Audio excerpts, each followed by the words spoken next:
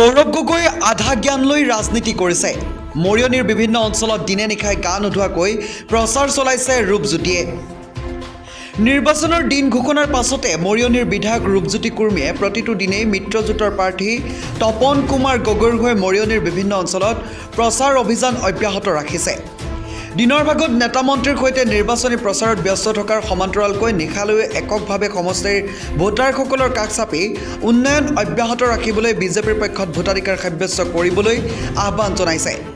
এই ব্যস্ততাৰ মাজতে বিশেষকৈ চাহ অধ্যুষিত অঞ্চলৰ ভোটাৰসকলৰ অৰ্থে এইদৰে মনোভাৱ ব্যক্ত কৰি চৰকাৰৰ বিভিন্ন আঁচনিৰ সুফল লাভ কৰিবলৈ তথা দেশৰ প্ৰধানমন্ত্ৰী ৰাজ্যৰ মুখ্যমন্ত্ৰীৰ হাত শক্তিশালী কৰিবলৈ আহ্বান জনাইছে।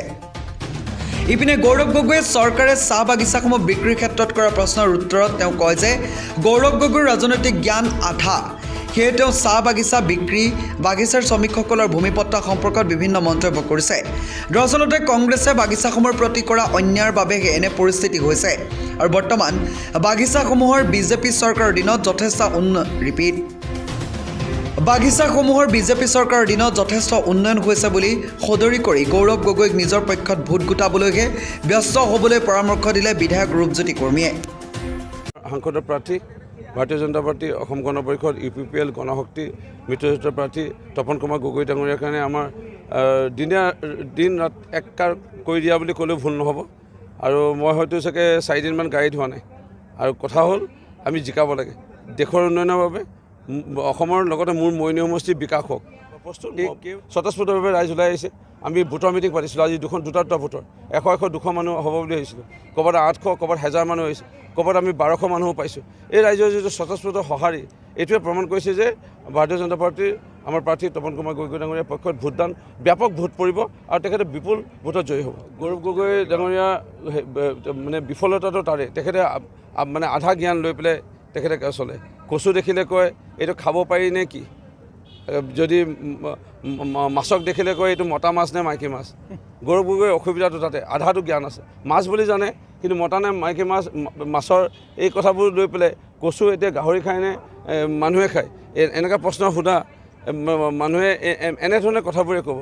আজি ডক্টৰ হিমন্ত বিশ্ব শৰ্মা বিজেপি নেতৃত্বত আমাৰ চৰকাৰ চলি আছে আৰু আমাৰ চৰকাৰে চাহ বাগানৰ শ্ৰমিকক যিমান গুৰুত্ব দিছে, আজিতো এজনো বিধায়ক নাই কংগ্ৰেছ দলৰ। যিটো সময়ত এটা সময়ত কংগ্ৰেছ দলৰ 20জনমান বিধায়ক আছিল, আজি কংগ্ৰেছ দলৰ এজনো বিধায়ক নাই। একমাত্ৰ মই আছিলোঁ, ময়ো কংগ্ৰেছ দলে পেলাই আহিব লগা হ'ল। কাৰণ সূতা কম্বল ইলেকশ্যনৰ আগত দি বাগানৰ লাইনৰ ৰাস্তা নবনাই, বাগানৰ ঘৰে ঘৰে নল পানী নিদি সূতা কম্বল আঁঠুৱা দি পেলাই অকল ভোট ল'বলৈ বিচাৰিছে। বাগানৰ ৰাইজৰ আজি এনেকুৱাকৈ APSCৰ দৰে চাকৰিত পাবলৈ সুবিধা কেতিয়া কৰি দিয়া নাছিল। আজি টকা দিলেহে চাকৰি। কংগ্ৰেছৰ এইবোৰ মানুহে পাহৰা নাই। থাকিল কথা চাহ বাগানৰ শ্ৰমিকৰ, আজি বসুন্ধৰা যোগেদি আগৰ বিভিন্ন অন্য জাতি জনগোষ্ঠীৰ কথা ইয়াততো মই নকওঁৱেই, কিন্তু চাহ বাগানৰ শ্ৰমিকৰ কথা মুখ্যমন্ত্ৰী ডাঙৰীয়াই স্পষ্ট কৰিছে যে কোনো কাগজ পত্ৰৰ প্ৰয়োজন নাই।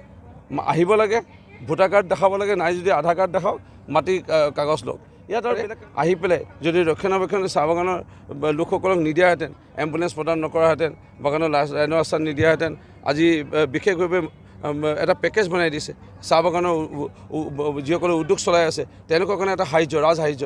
এইখিনি নকৰাহেঁতেন চাহ বাগানসমূহতো বহুত প্ৰায় বাগান বন্ধ হৈ গ'লহেঁতেন, কিন্তু আজি হ'ব নাই দিয়া আৰু কেতিয়াও নিদিয়ে। সেইকাৰণে ইমান আৰু গৌৰৱ গগৈ এইবোৰ চিন্তা কৰিব নালাগে। তেখেতে কিবা কাৰণে 1 লাখ ভোটত তেখেতে 1 লাখ ভোটমান পায় নেকি বা 2 লাখ ভোটমান পায় নেকি, সেইটো অলপ চাকক। কাৰণ তেওঁ ব্যৱধান 4 লাখৰ এতিয়া ওচৰা আমি দেখা পাই আছোঁ। সন্মানীয় আমাদের চাহ জনগোষ্ঠী আদিবাসী সমাজের বারা মারা দাদারা বৌরা আর আমার ভাই বহিন সবকে আমি বিনতি করছি আজ চাহ বাগানের শ্রমিকের আর আদিবাসী জনগোষ্ঠীর বিশেষ যোনকেইটা সমস্যা রহে আজি একটা দূর করে যায় আহে আমাদের ভারতীয় জনতা পার্টি আর এই মিত্রজোঁট সরকারে। তো আমি সবে দেখা পাইলি যে বন্দুক লিখনে আজি আনলা, আজি আপা, বিশা কমান্ডো ফোর্স এরকম কেউটা আমাদের দাদাগিলা ভাইগিলা আজি বন্দুক লিখনে রহে আমাদের বিভিন্ন দাবি লিখনে। আজি ওদেরকে শান্তি আলোচনায় আনলো, আজি আমাদের দাবিগিলা একটা পূরণ করে যায় আহে। আমাদের প্রয়োজন রহে যে আজি ব্রিটিশ সময়লে আমি চলতে রহি বাগানের লাইনের রাস্তায় যা গরু চলে, ছাগল চলে আর মানুষও চলতে রহে। আজি কিন্তু গরু ছাগল যাবার রকম রাস্তায় আজি মানে পাকা রাস্তা বানাহে বিজেপি নেতাধীন আমাদের মিত্রজোঁট সরকার।